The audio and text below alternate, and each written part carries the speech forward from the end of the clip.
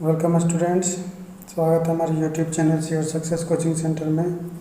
मैं आज आपके समक्ष क्लास 8वीं की एक चैप्टर है जिसको हम कहते हैं कोशिका संरचना एवं प्रकार्य। उससे संबंधित जो महत्वपूर्ण प्रश्न हैं या उसका टॉपिक है, मैं उसको आपके समक्ष पेश करने जा रहा हूँ। जिन्होंने अभी तक हमारे चैनल को सब्सक्राइब नहीं किया है, सब्सक्राइब कर लें, वीडियो को लाइक कर दें और बेल आइकन की घंटी को भी प्रेस कर लें ताकि उन तक लेटेस्ट वीडियोज़ की अपडेट्स पहुंचती रहे।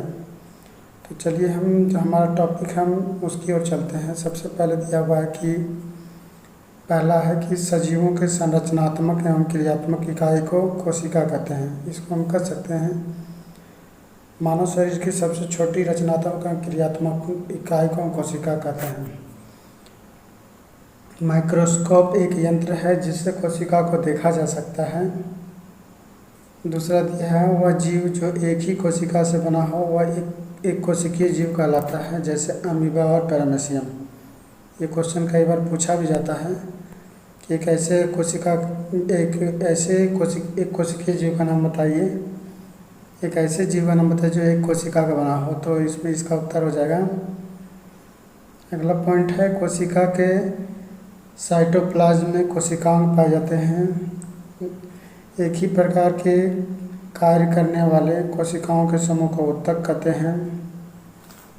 पादप कोशिका, इनमें कोशिका भित्ति उपस्थित रहता है, इसमें हरित लवक पाया जाता है तथा केंद्रक झिल्ली अनुपस्थित रहती है। इसके बाद अगला पॉइंट है जंतु कोशिका।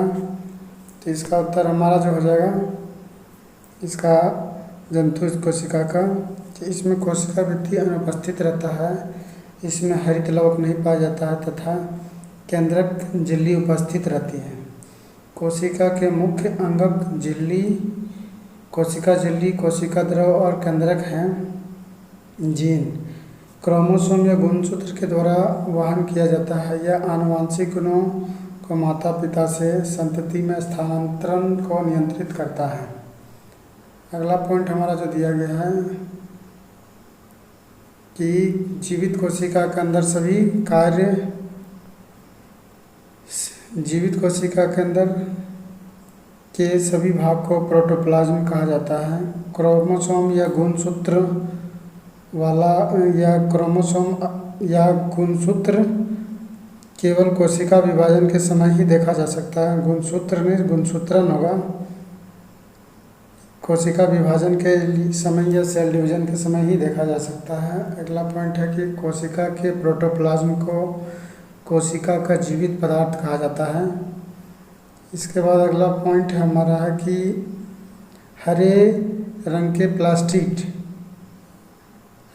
प्लास्टिड को क्लोरोप्लास्ट कहते हैं। इसका कार्य यह पत्तों को हरा रंग प्रदान करता है। प्रकाश संश्लेषण के लिए क्लोरोप्लास्ट या क्लोरोफिल जो है आवश्यक होता है। केंद्रक में धागे जैसी संरचना पाई जाती है जिसे हम क्रोमोसोम या गुणसूत्र कहते हैं। इसके बाद अगला पॉइंट हमारा है कि वे जीव जिनकी कोशिकाओं के अंदर झिल्ली होती है उन्हें यूकैरियोट्स कहते हैं, और वे जीव जिनकी कोशिकाओं के केंद्रक झिल्ली विहीन होती है उन्हें प्रोकैरियोट्स कहते हैं। कोशिका द्रव में पाए जाने वाले कोशिकाओं के नाम माइटोकॉन्ड्रिया, गोल्जी बॉडी, रिक्तिका, राइबोसोम और लाइसोसोम है। इसके बाद अगला पॉइंट हमारा दिया है, उसके बाद हम प्रश्न उत्तर पे आएंगे कि जिस प्रकार विभिन्न ईंटों को जोड़कर भवन का निर्माण किया जाता है उसी प्रकार विभिन्न कोशिकाएं एक दूसरे से जुड़कर प्रत्येक शरीर का निर्माण करती है। ईंट भवन की संरचनात्मक इकाई होता है। ठीक उसी प्रकार कोशिका उत्तक अंगों का कई अंग मिलकर के एक शरीर बनाती है। इस प्रकार कोशिका सजीवों में कोशिका मूलभूत संरचनात्मक इकाई है। जिसको हम कह सकते हैं कि मानव शरीर की सबसे छोटी रचनात्मक एवं क्रियात्मक इकाई कोशिका होती है।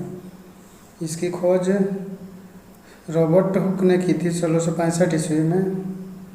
और जब कई कोशिकाएं आपस में समरूप क्रिया को संपादित करती है तो एक उत्तक का निर्माण करती है। जब कई उत्तक आपस में मिलते हैं तो एक अंग बनाती है। जब कई अंग आपस में मिलते हैं तो एक अंगतंत्र बनता है, और कई अंगतंत्र आपस में जब मिलते हैं तो एक मनुष्य का शरीर बनता है। तो ये उसका मानव शरीर की स्ट्रक्चर हो गई, संरचना हो गई। अगला क्वेश्चन दिया है कि कोशिका क्या है। तो सजीवों के संरचनात्मक क्रियात्मक इकाई को कोशिका कहते हैं। इसकी खोज 1665 ईस्वी में रॉबर्ट हुक ने की थी, और सबसे पहले जो कोशिका देखी गई थी वो मृत कोशिका थी, जिसको नेफ्रॉन भी कहते हैं। तो ये याद रखना होगा कि मनुष्य के शरीर की सबसे छोटी कोशिका स्पर्म होती है, और सबसे बड़ी कोशिका जो होती है अंडाणु होती है, ओवम होती है। और मानव दुनिया की सबसे छोटी कोशिका जो होती है उसको हम दुनिया की सबसे छोटी कोशिका या और सबसे बड़ी कोशिका जो होती है शुतुरमुर्ग होती है। तो ये अगला पॉइंट इसका दिया है कि उस यंत्र का नाम बताए जिससे कोशिका को देखा जा सकता है। तो कोशिका को देखने के लिए माइक्रोस्कोप की आवश्यकता होती है। अगला पॉइंट है, अगला प्रश्न इसका, एक कोशिकीय जीव क्या होते हैं। तो एक कोशिकीय जीव ऐसे जीव को कहते हैं जो एक ही प्रकार की कोशिका का बना हो या एक ही कोशिका का बना हो, ऐसे जीव को एक कोशिकीय जीव कहते हैं, जैसे अमीबा और पैरामीशियम।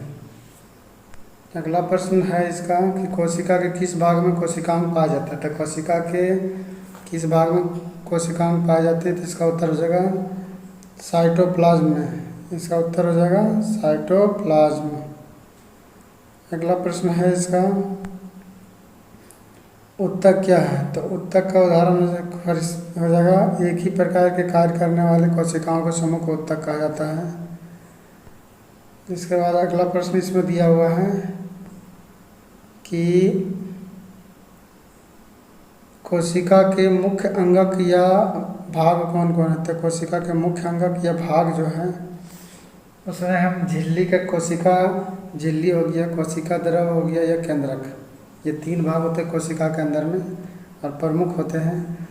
कोशिका झिल्ली के अंदर पाए जाने वाले कोशिका अंगकों के नाम कोशिका द्रव्य और केंद्रक। अगला प्रश्न दिया गया है कि जीन क्या है। तो जीन इसमें सीधा सीधी कर सकते हैं, जीन क्रोमोसोम या गुणसूत्र के द्वारा वहन किया जाता है। यह आनुवांशिक गुणों को माता पिता से संतति में स्थानांतरण को नियंत्रित करता है। अगला प्रश्न दिया कि प्रोटोप्लाज्म क्या है। तो जीवित कोशिका के अंदर सभी भागों को प्रोटोप्लाज्म कहा जाता है। इसका सीधा सीधी उत्तर हो जाएगा क्रोमोसोम या गुणसूत्र कब देखा जा सकता है। तो क्रोमोसोम या गुणसूत्र कब देखा जा सकता है। तो क्रोमोसोम या गुणसूत्र केवल कोशिका विभाजन के समय ही देखा जा सकता है। अगला प्रश्न है कोशिका के किस भाग को कोशिका का जीवित पदार्थ कहा जाता है। तो प्रोटोप्लाज्म को। इसके बाद जो है अगला प्रश्न दिया गया है कोशिका क्या है। सजीवों के संरचनात्मक या क्रियात्मक इकाई को कोशिका कहते हैं। इसका उत्तर हो गया कोशिका का। उसके बाद है उस यंत्र का नाम बताए जिससे कोशिका को देखा जा सकता है। माइक्रोस्कोप। एक कोशिकीय जीव क्या होते हैं। एक कोशिकीय जीव को हम कह सकते हैं एक कोशिकीय जीव क्या है। ये वह जीव जो एक ही कोशिका का बना हो एक कोशिकीय जीव कहलाता है, अमीबा और पैरामीशियम। इसके बाद अगला प्रश्न दिया गया है कोशिका किस भाग में कोशिकांग पाए थे। साइटोप्लाज्म में। उत्तक क्या है। तो उत्तक एक ही प्रकार के कार्य करने वाले कोशिकाओं के समूह को उत्तक कहते हैं। पादप कोशिका और जंतु कोशिका में तीन अंतर बताएं। तो कहा पादप कोशिका और जंतु कोशिका में तीन अंतर। तो इसका उत्तर हो जाएगा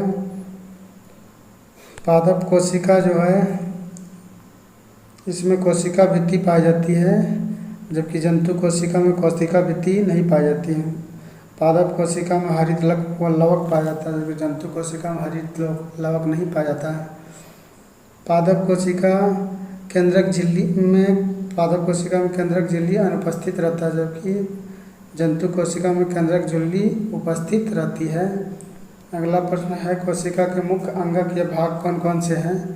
तो कोशिका के मुख्य अंगक या भाग जो है इसका उत्तर हो जाएगा कोशिका झिल्ली, कोशिका द्रव्य और केंद्रक। कोशिका झिल्ली के अंदर पाए जाने वाले कोशिका अंगकों के नाम कोशिका द्रव्य और अंगक। जीन क्या है? जीन क्रोमोसोम या गुणसूत्र के द्वारा वहन किया जाता है। यह आनुवांशिक गुणों को माता पिता से संतति में हस्तांतरण को नियंत्रित करता है।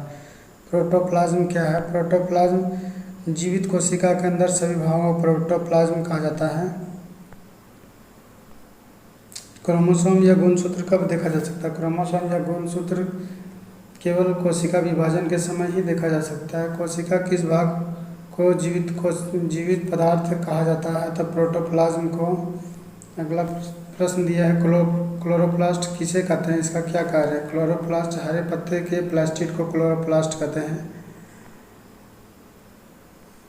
यह पत्तों को हरा रंग प्रदान करता है। यह प्रकाश संश्लेषण के लिए आवश्यक है। क्रोमोसोम या गुणसूत्र क्या है? तो क्रोमोसोम या गुणसूत्र केंद्रक में धागे जैसे संरचना पाई जाती है, जिसे क्रोमोसोम या गुणसूत्र कहा जाता है।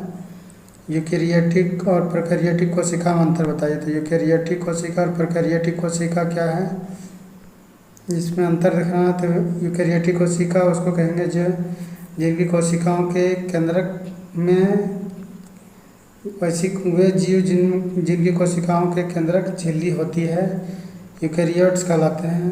प्रोकैरियोट्स वे जीव जिनकी कोशिकाओं के केंद्रक झिल्ली विहीन होते हैं, प्रोकैरियोट्स कहलाते हैं। यूकेरियोट्स में सभी बहुकोशिकीय जीव होते हैं। प्रोकैरियोट्स में उदाहरण जीवाणु, नील हरित शैवाल है। अगला प्रश्न है, कोशिका द्रव में पाए जाने वाले कोशिकांगों के नाम। तो कोशिका द्रव में पाए जाने वाले कोशिकांगों के नाम हो जाएंगे माइटोकॉन्ड्रिया, गोल्गी बॉडी, रिक्तिका, राइबोसोम, लाइसोसोम। अगला प्रश्न है, समझाइए क्लोरोप्लास्ट कोशिकाओं में क्यों नहीं पाया जाता है? क्लोरोप्लास्ट पादप कोशिकाओं में क्यों नहीं पाया जाता है? पादप अपना भोजन स्वयं प्रकाश संश्लेषण की क्रिया द्वारा बनाता है, जबकि प्रकाश संश्लेषण में क्लोरोफिल की आवश्यकता होती है, जिसे क्लोरोप्लास्ट कहते हैं। यह पौधों और उसकी पत्तियों को हरा रंग प्रदान करता है, इसलिए यह पौधों के लिए महत्वपूर्ण है। अंतिम प्रश्न इसका जो दिया गया है कि सजीवों में कोशिका मूलभूत इकाई है, समझाइए। तो सजीवों में कोशिका मूलभूत इकाई, इसको समझाना है।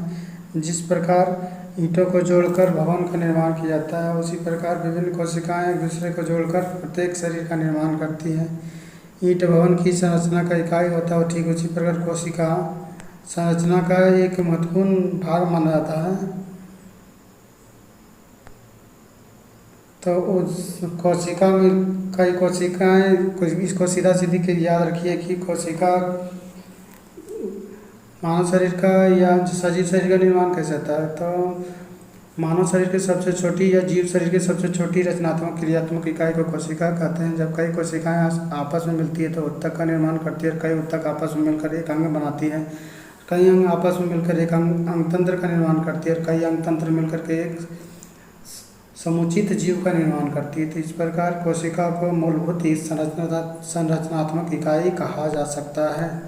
तो ये कोशिका जो चैप्टर है बायोलॉजी का क्लास 8 का, उसके संरचना और कार्य से संबंधित जो भी महत्वपूर्ण प्रश्न थे, मैंने उसको आपके समक्ष रखा। और आने वाले दिनों में मैं रेगुलर हर क्लास की वीडियोस अपडेट बना करके डालने की कोशिश करूँगा। यदि अभी तक आपने हमारे चैनल को सब्सक्राइब नहीं किया तो सब्सक्राइब कर लें, वीडियो को लाइक कर दें, बेल आइकन की घंटी को प्रेस कर दें, ताकि अब तक लेटेस्ट वीडियोस की अपडेट्स पहुँचती रहे। और मैं कोशिश करूँगा 8, 9, 10 का हर हाल में रेगुलर वीडियो अपलोड करूँ, और समय समय पर 12th क्लास की 11th क्लास की भी वीडियो डालता रहूँ। धन्यवाद।